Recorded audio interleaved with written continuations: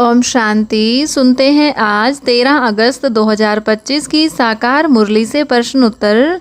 प्रश्न 1, अक्लमंद बच्चे किस राज को अच्छी तरह समझकर समझा सकते हैं? उत्तर, अक्लमंद बच्चे यह राज समझते और समझा सकते हैं कि प्रजापिता ब्रह्मा कौन हैं।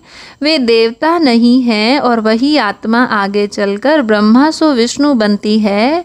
शिव बाबा ब्रह्मा के रथ में प्रवेश करके ब्राह्मणों को रचते हैं और यही ब्राह्मण पवित्र बनकर देवता रूप में विष्णु के स्वरूप को धारण करते हैं। प्रश्न 2, ब्रह्मा को देवता क्यों नहीं कहा जा सकता? उत्तर, ब्रह्मा को देवता इसलिए नहीं कहा जा सकता क्योंकि वे रचना के निमित्त हैं। स्वयं सतयुग के पूर्णता वाले देवता नहीं। उनका कार्य ब्राह्मण कुल की स्थापना करना है, जबकि देवता अवस्था सतयुग में पवित्रता और पूर्णता का परिणाम है। प्रश्न 3, ब्राह्मण किसके संतान कहलाते हैं? उत्तर, ब्राह्मण प्रजापिता ब्रह्मा की संतान कहलाते हैं। जैसे क्राइस्ट से क्रिश्चियन बने, बुद्ध से बौद्ध बने, वैसे ही प्रजापिता ब्रह्मा से ब्राह्मण बने हैं, जिन्हें शिव बाबा पढ़ाकर आगे देवता बनाते हैं। प्रश्न 4, ब्रह्मा का नाम कैसे पड़ा? उत्तर, ब्रह्मा का असली जन्म नाम अलग था, लेकिन जब शिव बाबा ने उनमें प्रवेश किया और रचना का कार्य शुरू किया तो उनका नाम ब्रह्मा रख दिया गया, जो आध्यात्मिक कार्य का संकेत है। प्रश्न 5, ब्राह्मण कुल में डिनाइस्टी क्यों नहीं होती? उत्तर, ब्राह्मण कुल में डिनाइस्टी इसलिए नहीं होती क्योंकि ब्राह्मण राजा नहीं बनते, बल्कि देवता बनने की पढ़ाई करते हैं। डिनाइस्टी तब बनती है जब राज्य और राजवंश की स्थापना होती है, जो सतयुग में देवताओं की होती है। प्रश्न 6, श्री कृष्ण को प्रिंस क्यों कहा जाता है? उत्तर, श्री कृष्ण को प्रिंस इसलिए कहा जाता है क्योंकि उनका जन्म राजा के घर में होता है। प्रिंस पद केवल राजघराने के वारिस को मिलता है। साहूकार या सामान्य परिवार में जन्म लेने पर यह पद नहीं मिलता। प्रश्न 7, ड्रामा को कैसे देखना चाहिए? उत्तर, ड्रामा को साक्षी भाव से देखना चाहिए। हर दृश्य पहले से निश्चित है, इसलिए उलझने के बजाय बाप की याद में मस्त रहना ही सही पुरुषार्थ है। प्रश्न 8, सच्ची सेवा का फल क्या है? उत्तर, सच्ची सेवा का फल अविनाशी आत्मिक खुशी है।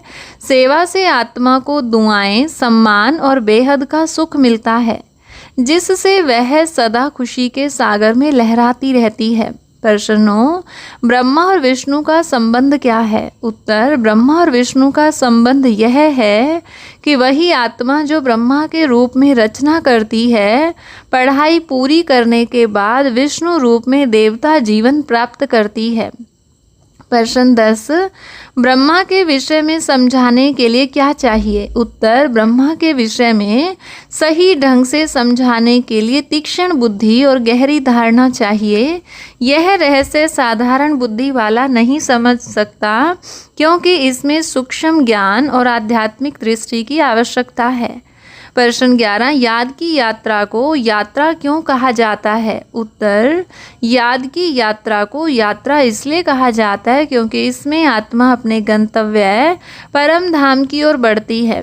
यह आंतरिक और आध्यात्मिक यात्रा है, जबकि ज्ञान स्थिर रहता है। प्रश्न 12, विकर्म चुकतू कैसे होते हैं? उत्तर, विकर्म योग बल से चुकतू होते हैं।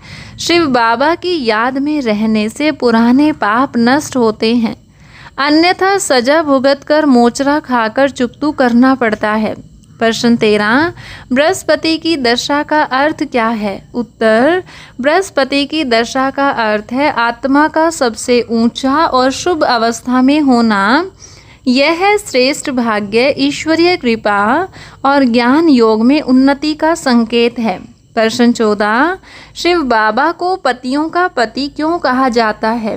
उत्तर, शिव बाबा को पतियों का पति इसलिए कहा जाता है क्योंकि वे सभी आत्माओं के परम पति हैं। आत्मा परमात्मा का यह संबंध अनंत, पवित्र और सर्वश्रेष्ठ है। प्रश्न 15, खुशनसीब आत्मा कौन है? उत्तर, खुशनसीब आत्मा वह है जो सेवा द्वारा सदा खुशी में रहती है, सेवा से दुआएं और सम्मान पाती है और आत्मिक खुशी के सागर में लहराती रहती है। हर रोज़ की मुरली से प्रश्न उत्तर सुनने के लिए चैनल को सब्सक्राइब करें और बेल आइकन ज़रूर दबाएं। वीडियो को दूसरे भाई बहनों के साथ शेयर ज़रूर करें। ओम शांति।